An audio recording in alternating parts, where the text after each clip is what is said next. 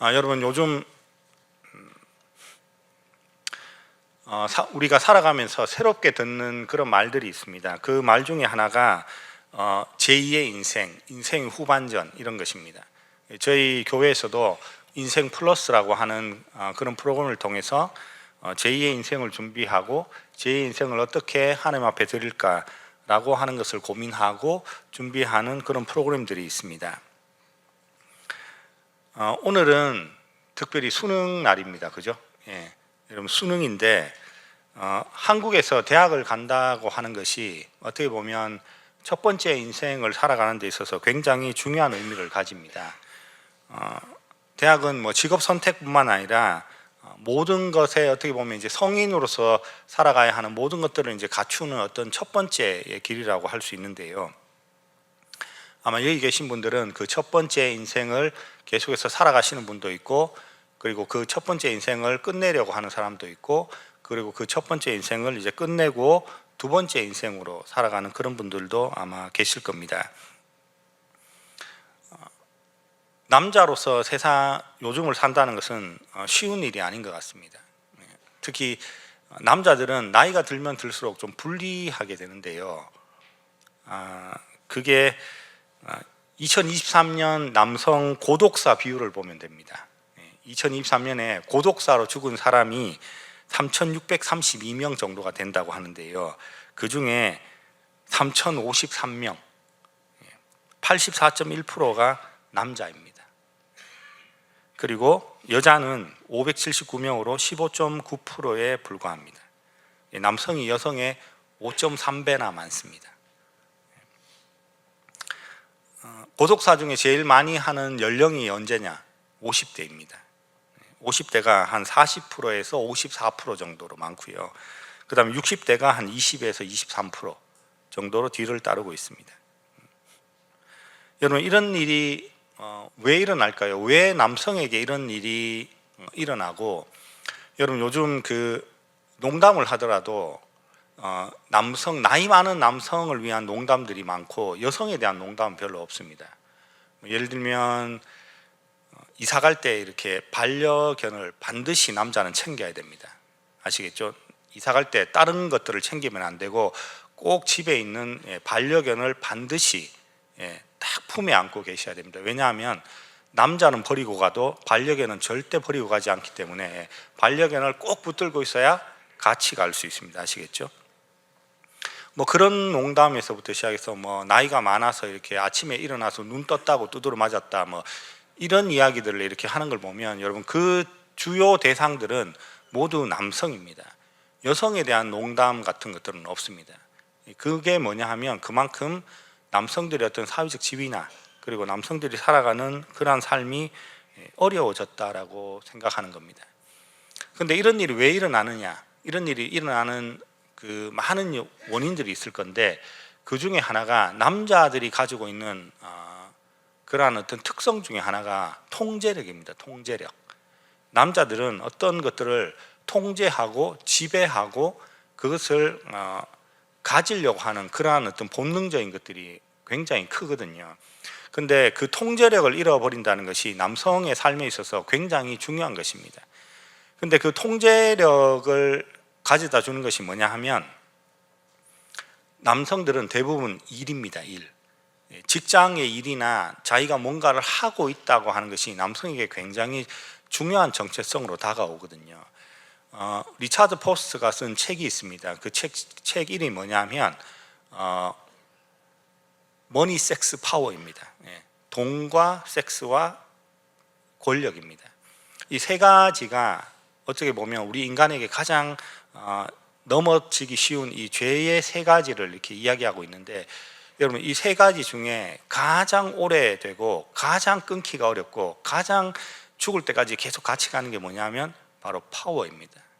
권력입니다. 왜 권력을 계속해서 인간이 놓지 못하는가 하면 바로 그 권력이 통제력을 주기 때문입니다. 그래서 나이가 많이 들고 그렇다 할지라도 권력을 놓지 않으려고 하는 이유가 뭐냐면 그 권력을 놓는 순간 자기의 모든 것들을 잃어버리기 때문입니다. 자기의 모든 영향력을 잃어버리고 남자로서의 어떻게 보면 가치가 이제는 다 소멸되기 때문에 그 권력을 놓지 못하는 것입니다. 왜냐하면 끝까지 내가 어떤 곳에 통제력을 발휘하고 내 힘을 발휘하고 내가 그것을 사용해서 내가 남자답고 내가 계속해서 살아있다고 하는 그러한 마음들을 가지려고 하는 것입니다. 여러분 잘 보시면 우리 남자들은 일과 관련되어 있는 통제력을 많이 한다고 이야기했습니다. 여러분 잘 보시면 남자들의 사회생활이나 남자들의 모든 관계는 일과 관련되어 있습니다. 여러분 은퇴를 하고 나신 분들 중에 이렇게 우울증을 겪는 분들이 많으시거든요. 길게 겪지 않는다 할지라도 은퇴를 하고 나면 단기간 몇 달 정도까지는 이렇게 힘들고 어려움을 겪습니다. 왜냐하면 우리의 모든 삶의 기준이 직장이라든가 일과 관련되어 있어서 모든 사람을 만나는 것도 다 일과 관련되어 있습니다. 그럼 제가 여기 저희 수영여교에 오기 전에 대학교 교수로 한 10년 동안 재직했는데요. 제가 그 대학교 10년 동안 재직을 하면서 만났던 그런 사람들을 제가 여기 수영여교에 와서 만나는 사람은 거의 없습니다. 그리고 연락을 하느냐? 아니요, 연락을 하는 사람도 이제는 거의 없습니다. 그리고 제가 이제 만나고 연락을 하고 하는 사람들은 누구냐 하면 저희 수영여교의 목사님들입니다. 지금 수영여교의 목사님들이 많으신데요. 우리 수영여교의 목사님들이 지금은 다 친하게 지내고 다 알고 지냅니다. 왜냐하면 같은 교회에 있기 때문이죠.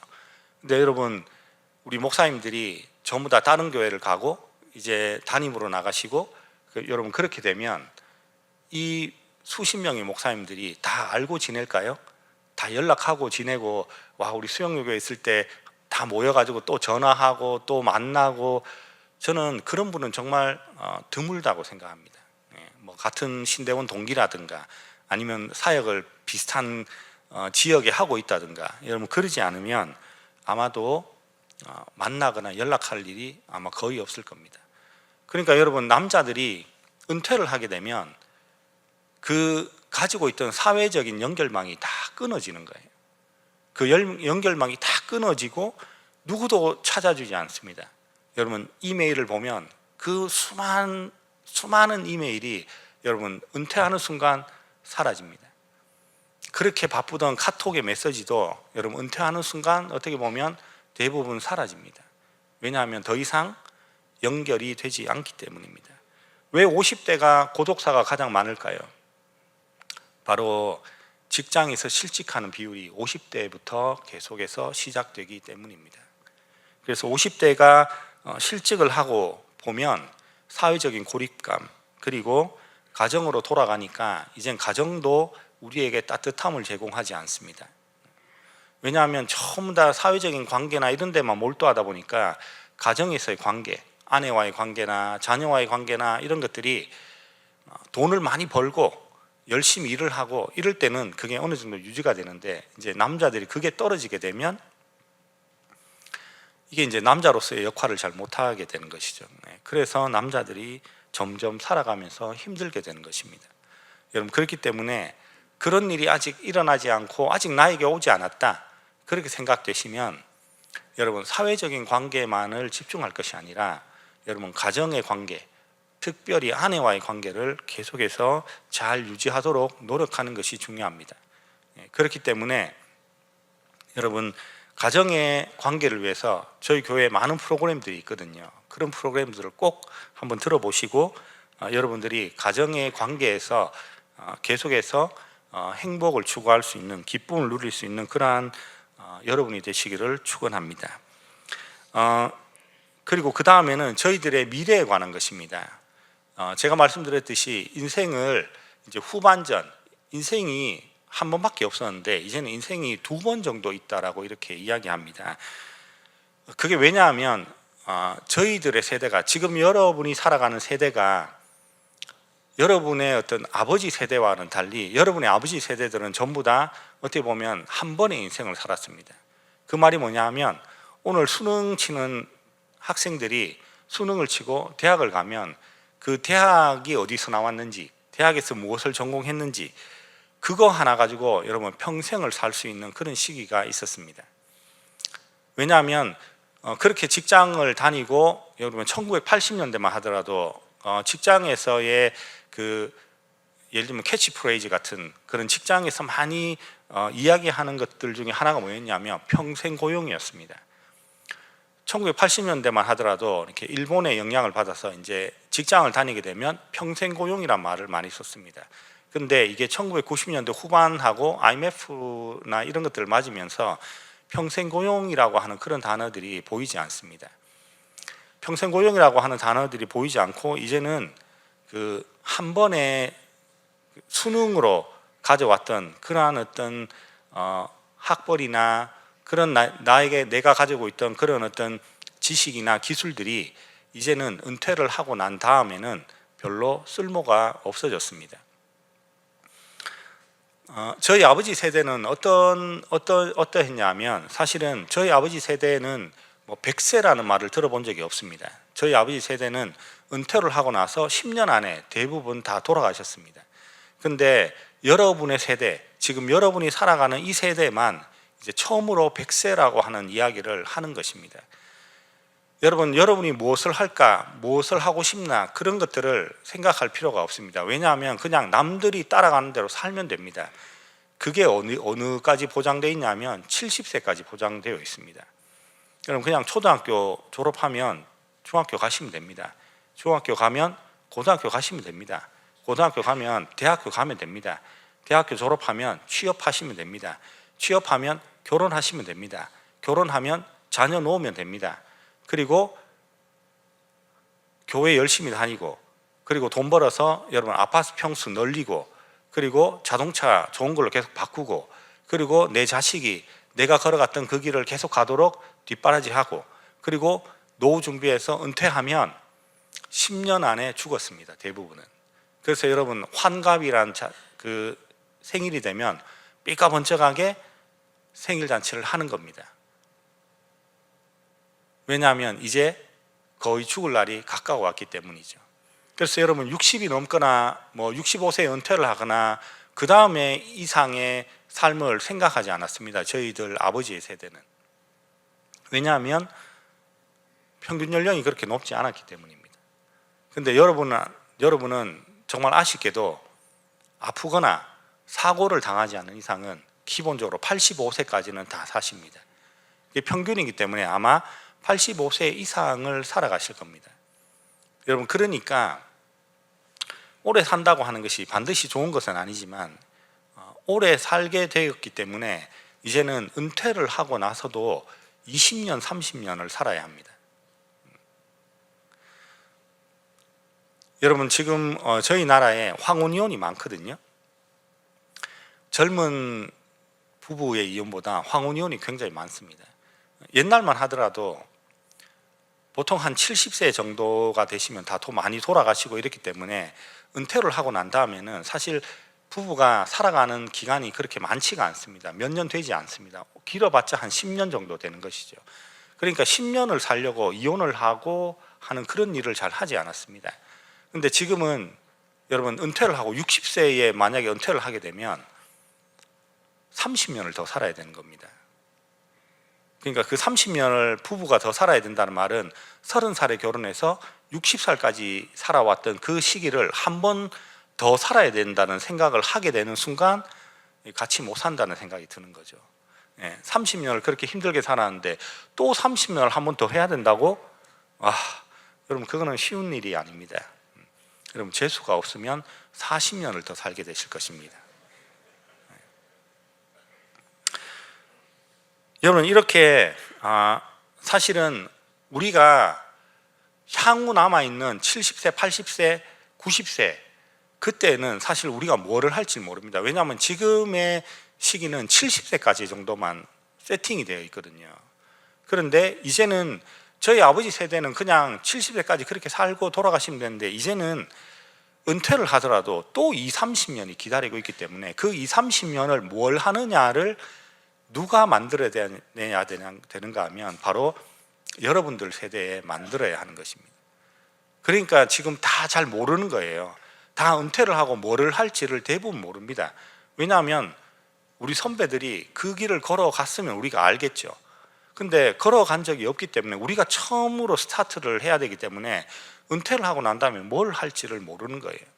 그러니까 남자들이 뭘 할지를 모르는 그 직장을 잃어버리고 관계를 잃어버릴 때 남자들이 선택할 수 있는 그것이 바로 고독사입니다. 혼자 남아서 죽을 수밖에 없는 그런 인생을 사는데, 여러분, 우리가 하나님을 믿는 우리가 그런 인생을 살아서 되겠습니까? 하나님께서 우리를 창조하시고 우리를 만드실 때 그런 인생을 살라고 우리를 창조하시고 만들지 않았다고 생각합니다. 여러분, 그래서 우리가 두 번째 인생, 우리가 60이 넘고 70이 되고 했을 때에 우리가 과연 어떤 인생을 살아야 되는가, 그걸 말해주는 사람도 없고 어떻게 살아야 할지도 알지 못합니다.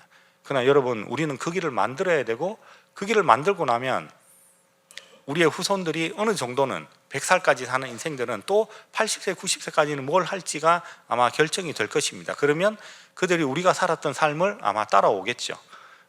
근데 만약에 평균 연령이 다시 120세, 130세 이렇게 늘어나면 또 100세까지만 정해져 있던 그 후손들은 120세, 30세까지 또 살아가야 할 것을 만들어야 되기 때문에 또 힘든 시기를 아마 보낼 것입니다.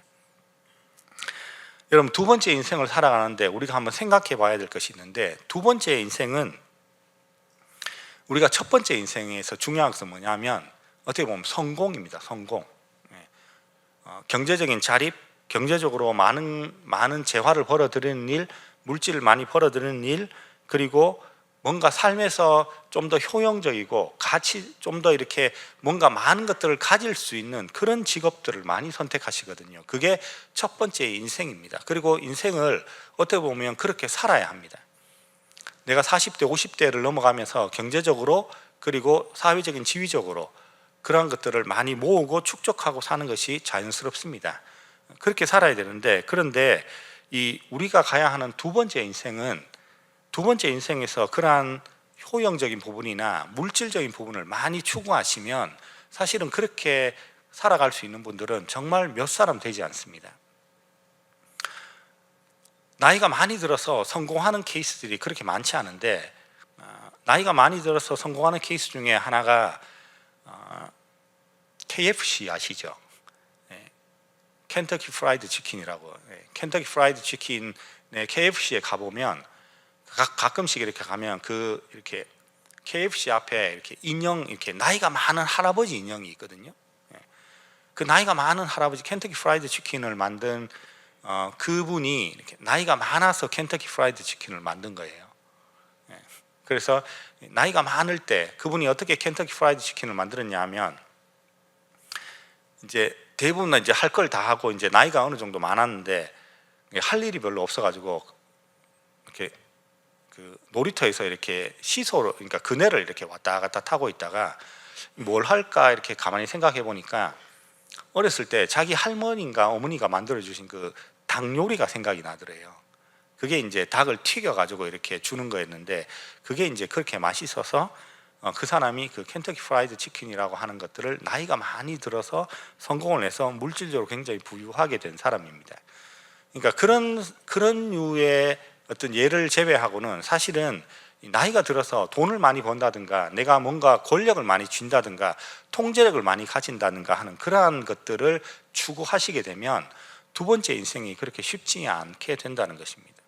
두 번째 인생에서 추구할 것이 뭐냐면, 여러분, 삶의 가치, 삶의 의미, 그리고 정말 여러분들이 살아가야 하는 그런 삶이 무엇인가, 여러분이 정말 하고 싶은 게 무엇인가, 그러한 것들을 찾아서 여러분의 삶을 완성시키는 것입니다.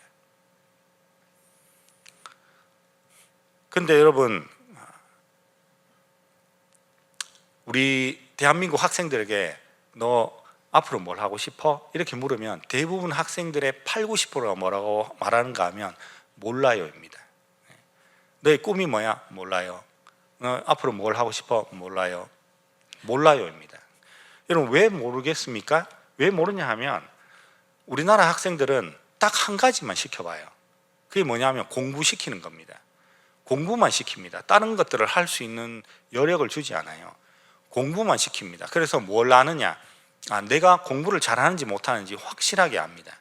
그래서 공부 잘하는 아이들의 재능만 키울 수 있지, 그 나머지 공부를 잘 못하거나 이런 사람의 재능을 키울 수가 없습니다.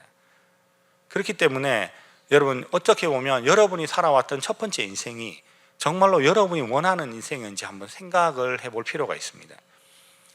여러분 우리가 인생을 살아가면서 제가 70까지는 정해져 있다고 생각하는데 그렇게 말씀드렸는데 여러분 그렇게 살아가는 인생이 정말로 우리가 원하는 인생이었습니까? 정말로 여러분들이 원하는 인생을 살아오셨습니까? 여러분 두 번째 인생은 여러분이 원하는 인생을 살아야 합니다. 여러분이 선택하는 인생을 살아야 합니다. 그런데 문제가 뭐냐면 젊은 학생들처럼 내가 뭘 할지 모르는 거예요. 왜냐하면 남들이 따라온 삶을 살았기 때문입니다. 왜냐하면 남들이 다 대학 가니까 대학 가는 거고 아마 오늘 수능 치는 학생들도 아마 그럴걸요.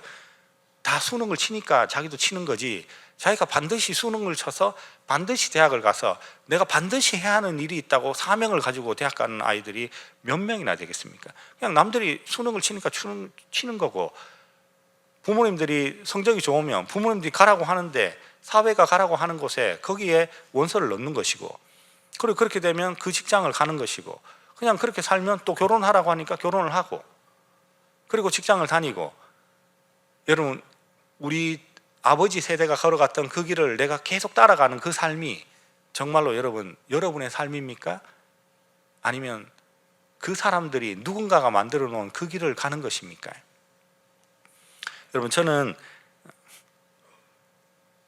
뭘 하면 행복하지? 라고 하는 것들을 군대 갔다 와서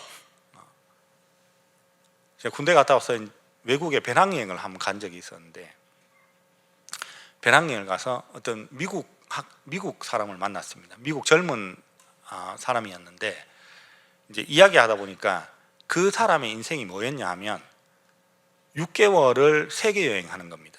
그리고 돈 떨어지면 다시 미국 가가지고 6개월을 알바를 뛰는 거예요. 알바를 뛰어서 다시 돈을 모으고 또 6개월을 해외여행 갑니다. 세계 일주를 하고 또 6개월 들어가서 돈 벌고 또 세계 여행을 하고 그 말을 듣는 순간 제 마음속에 뭐가 있었냐 하면 와, 이 사람 인생 참 불행하겠다 이런 생각을 했습니다. 왜냐하면 이게 뭐야 6개월 돈 벌어가지고 6개월 다 쓰고 6개월 돈 벌어가지고 6개월 다 쓰고 그래가지고 언제 결혼하고 언제 차 사고 언제 집 사고 이 사람 정말 불행하겠다라고 생각했는데 제일 마지막에 그 사람이 저에게 한 말이 뭐냐면 내 인생이 너무 행복하다는 것입니다. 제가 엄청 충격을 받았거든요. 그래서 제가 그날 호텔에 와가지고 저에게 물어봤습니다. 저에게 처음으로 물어봤습니다. 야, 너는 뭘 하고 살면 행복하게 산다는 거야?를 제가 제일 처음으로 물어봤습니다. 제 인생에게. 근데 그 누구도 가르쳐 주지 않았거든요. 제가 그걸 한 번도 배운 적이 없습니다. 어떻게 하면 행복하게 산다는 것을. 근데 제가 그렇게 묻고 제가 어떤 대답을 했냐 하면 좋은 대학 가서 좋은 데 취직을 해서 좋은 여자 만나 결혼을 하고 좋은 집을 사고 좋은 차를 굴리고 내 자식이 그렇게 내가 갔던 길을 똑같이 가고 그리고 노후 준비 잘해서 내가 노후에 잘 먹고 잘 사는 그것이 행복하다고 제 입에서 그렇게 말하는 거예요. 그 누구도 여러분 저에게 가르쳐 준 적이 없습니다. 그래서 그날부터 여행을 안 하고 뭘 하고 다녔냐면 세계 여행 온 사람들한테 다 물어봤습니다. 너 행복하냐고. 근데 다 행복하다는 거예요. 그래서 물어봤습니다. 너 대학 다니냐? 아니. 너 좋은 집 있냐? 아니. 너 좋은 차 있냐? 아니. 저는 그때 알았습니다. 내가 생각하던 행복이 반드시 그래야만 한다는 것이 아니라는 것을.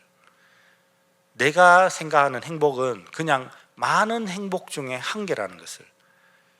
반드시 절대적인 것이 아니라 내가 살아가는 삶에서 행복은 있긴 한데 이렇게 살지 않아도 행복이 있다는 것을 제가 그때 알았습니다.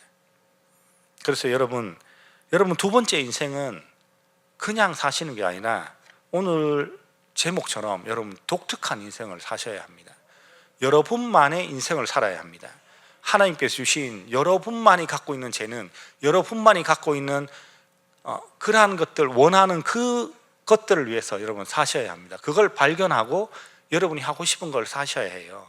왜냐하면 첫 번째 인생은 그렇게 살지 못했다 할지라도 지금 두 번째 인생에게는 여러분에게 그러한 책임들이 많이 주어지지 않습니다. 이젠 자식들도 다 가고 여러분 더 이상 자식을 뒷바라지 해야 되는 그런 일들도 많이 없습니다. 물론 뭐 결혼할 때 뒷바라지를 해야 되긴 하겠지만 뭐 어떻게 보면 자기들이 계속 직장이 있으니까 자기들의 삶은 자기들이 살라고 하고, 여러분은 이제는 여러분의 인생을 사셔야 합니다.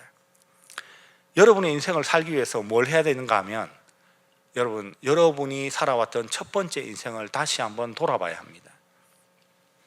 지난주에 왔던 그 에어로빅 하시는 그 집사님 계시죠?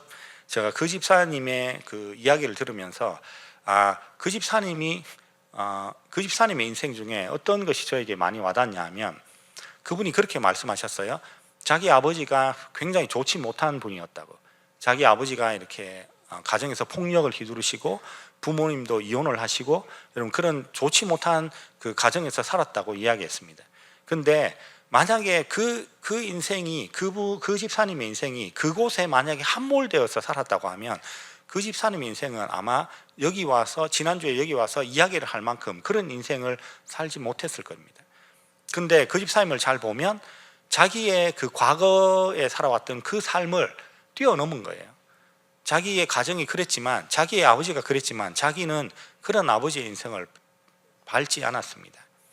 자기의 과거를 이기고 자기의 과거를 바꿔내고 자기의 과거를 다르게 살은 거예요. 여러분 두 번째 인생을 살기 위해서는 첫 번째 인생을 뛰어넘어야 합니다. 여러분이 가지고 왔던 그 첫 번째 인생을 잘 생각하시고 거기에서 뭔가 놓친 것들, 거기에서 뭔가 중요한 걸 놓친 것들, 예를 들면 여러분의 아내와의 관계라든가, 예를 들면 하나님과의 관계라든가, 어떻게 보면 인생에서 삶에서 정말 중요한 것들을 여러분 놓쳤다고 한다면 그것을 바로잡을 필요가 있고, 그리고 남의 인생을 살았다면, 남들이 원하는, 남들이 가야 하는 그런 인생을 살았다면 여러분 두 번째 인생에서는 그 인생을 극복하고 그 인생을 새롭게 보고 그 인생을 다르게 살아야 한다는, 내가 첫 번째 인생에 갇혀져 있으면 두 번째 인생을 살기가 어렵다는 것입니다. 여러분 제가 아는 분 중에 서울에서 명문대학을 나오신 분이 있는데 나이가 많으셔요. 60대인데 그분은 대학교 동창회만 하고 오면 항상 기분이 좋지 않아서 저를 찾아왔습니다. 그리고 그게 왜 찾아왔냐 하면 이게 이제 그분이 학번이 한 70번대 학번이셨는데, 그때 이제 서울에 있는 좋은 대학을 나왔으니까 이제 대학교 동창회를 하면 자기 친구들은 전부 다 무슨 대기업 이사, 전부 다 이렇게 경영주, 뭐 다 이렇게 사회적으로 성공한 사람들인데 자기는 이름도 없는 그런 작은 지방에 학원 운영하고 계셨거든요. 근데 이분이 그 자기의 과거를 뛰어넘지를 못해요. 자기가 명문대 나왔는데 내가 계속 내 인생이 이래요, 내 인생이 이래요, 목사님 내 인생이 정말 이래가지고 비참해요, 그거를 바꾸라고 그렇게 말씀을 해도 바꾸질 못하시더라고요. 그래서 지금도 계속해서 대학 동창회를 할 때마다 자기의 인생을 한탄하고 사십니다. 자기의 과거를 뛰어넘지 못하는 거예요. 그러니까 자기의 인생이 불행해질 수밖에 없습니다. 여러분 그래서 과거를 정리해야 되고, 그리고 두 번째는 우리를 잘 돌아봐야 합니다. 내가 뭘 좋아하고 뭘 하고 싶은지. 여러분 그걸 잘 모르시죠? 여러분들도 왜 첫 번째 인생에서 그걸 잘 발견하지 못했기 때문에. 그래서 그걸 발견하려면 어떻게 해야 되는가? 여러 가지를 해보셔야 합니다. 지금은 그냥 여러 가지를 할 수 있기 때문에 그냥 이것도 해보고 저것도 해보고, 교회 프로그램이 있으면 이것도 해보고 저것도 해보고 여러 가지를 아무거나 한번 해보셔요. 이것도 해보고 저것도 해보면 그걸 자기가 알게 됩니다. 이건 나한테 좀 잘 맞네, 이거 좀 괜찮네 하는 것들이 다가오는 순간이 있습니다. 그러면 그것들을 하시면 돼요. 그래서 어떻게 보면 여러분이 하고 싶은 인생을 어떻게 보면 살아야 합니다. 여러분이 원하는 인생을 살아야 합니다. 그리고 마지막으로 가장 중요한 것이 뭐냐면, 여러분 제 두 번째 인생을 살아갈 때 여러분의 기준을 바로 세우셔야 합니다. 여러분의 그 기준이 뭐냐, 살아가는 그 기준이 뭐냐, 그게 오늘 사도 바울이 우리에게 가르쳐 줍니다. 사도 바울이 뭐라고 하는가 하면, 오늘 사도 바울의 이 읽은 성경은 뭐냐면, 사도 바울이 이제 마지막 인생을 위해서 로마로 이제 압송돼서 가는 그 과정에 배 타고 가다가 이제 광풍을 만나가지고 배가 이제 며칠 동안 뭐 엄청 고생하는 거예요. 막 헤어나지도 못하고 엄청 고생해서 이제 막 죽을 때가 다 돼가지고 물건 다 버리고 이제 막 이제 막 며칠 그렇게 하니까 먹지도 못하고 힘들어가지고 이제 죽을 날만 이제 기다리고 이제 죽었나 보다 이렇게 하는 데에 사도 바울이 그렇게 오늘 우리가 읽은 이 말씀을 하는 겁니다. 이 바울이 뭐라고 하는가 하면 그 24절 보시면 이렇게 나오죠. 바울아, 두려워하지 말라. 내가 가이사 앞에 서야 하겠고 또 하나님께서 너와 함께 항해하는 자를 다 내게 주셨다 하였으니 그러므로 여러분이여 안심하라. 나는 내게 말씀하신 그대로 되리라고 하나님을 믿노라. 이렇게 말합니다. 사도 바울이 마지막 인생 가운데 사도 바울이 했던 것이 뭐냐면 하나님을 믿는다 하는 것입니다. 여러분, 사도 바울의 인생이 성공적입니까? 아닙니다. 사도 바울의 인생은 성공이 아니라 저는 사도 바울의 인생은 독특하게 살았다고 생각합니다. 사도 바울은 정말로 이 세상에서 잘 살 수 있는 많은 것들을 다 가지고 있었지만 그걸 다메섹에서 예수님을 만나는 순간 모든 것을 배설물로 여기고 어떻게 보면 남들이 한 번도 가지 않았던, 남들이 한 번도 살아보지 못했던 그러한 하나님 앞에서 독특한 인생을 살아갔습니다. 엄청난 고생을 하고 한 번도 따뜻함이 잘 없는 그곳에서 여러분 빌립보서나 이런 것들을 전부 다 감옥에서 갇혀 있으면서도 기쁨으로 그것을 쓰고 감옥에서 막 엄청 갇히고 여러분 매도 엄청 맞아가지고 몇 대만 더 맞으면 죽을 뻔한 그런 몇 대를 몇 번이나 맞고 인생 계속해서 힘들게 살면서 여러분 결국에는 로마에 가서 순교하는 인생으로 끝났습니다. 그럼 그것이 여러분 인생이 성공이라고 할 수 있습니까? 여러분 세상적으로 보면 그렇게 고생하다가 가는 인생이 없습니다. 고생만 정말로 우리 말로 쇠 빠지게 하다가 그냥 자기 인생이 간 겁니다. 근데 여러분 그 사도 바울이 그 기독교 역사 가운데 예수 그리스도가 다시 오는 그날까지 얼마나 많은 기독교인들의 입에 오르내립니까? 여러분 이 신약 성경의 반 이상은 사도 바울이 다 썼습니다. 그의 인생이 어떻습니까? 그의 인생은 하나님 앞에서 독특한 인생을 살았습니다. 자기만의 인생을 살았습니다. 그 기준은 뭐였냐면 하나님을 믿는 것이었습니다. 여러분 첫 번째 인생을 살면서 내가 하나님과의 관계가 좋지 않았든 내가 좀 더 잘 살기 위해서 내가 노력을 했든 그런 것이 중요한 것이 아니라 여러분 제2의 인생은 바로 하나님과의 기준을 명확하게 세워야 합니다. 하나님과의 인생, 하나님과의 관계, 하나님과의 여러분의 신앙을 통해서 믿음을 통해서 여러분의 제2의 인생이 이제는 제 첫 번째 인생과 달리 제2의 인생이 정말로 의미 있고 삶의 가치가 있고 하나님께 주신 그 여러분의 인생을 완성시키는 그런 인생으로 여러분 제2의 인생을 사셔야 합니다. 그 인생을 살 만큼 충분히 아직은 시간이 있고 아직은 여러분에게 힘이 있고 아직은 여기 나와서 예배 드릴 수 있는 그 힘이 있다는 것은 여러분 제2의 인생을 살아갈 수 있다는 것입니다. 그렇기 때문에 여러분 실망하지 말고 낙심하지 마시고 새로운 제2의 인생을 위해서 여러분이 꿈꾸고 여러분이 하나님께 기도하고 여러분이 하나님께 받은 그 소명이 있으면 제2의 인생을 여러분께서 살아가셔서 여러분 정말 하나님께 기쁨 그리고 여러분의 인생이 정말로 하나님 앞에서 빛나고 많은 사람들에게 힘과 꿈과 용기를 줄 수 있는 믿음을 전해줄 수 있는 그러한 인생이 여러분에게 기다리고 있다는 것을 꿈꾸시면서 오늘 여러분의 인생을 살아가시기를 하나님의 이름으로 축원드립니다. 여러분 우리가 기도하겠습니다. 여러분 오늘 말씀을 잘 생각하면서 여러분 우리의 제2의 인생 그 인생을 그냥 남들처럼 세상 사람들처럼 인생을 그냥 이렇게 가는 것이 아니라 여러분 인생이 새롭게 나갈 수 있도록 그 전에 찬송해야 되는 건가요? 죄송합니다. 찬양 한 곡 하고 기도하겠습니다.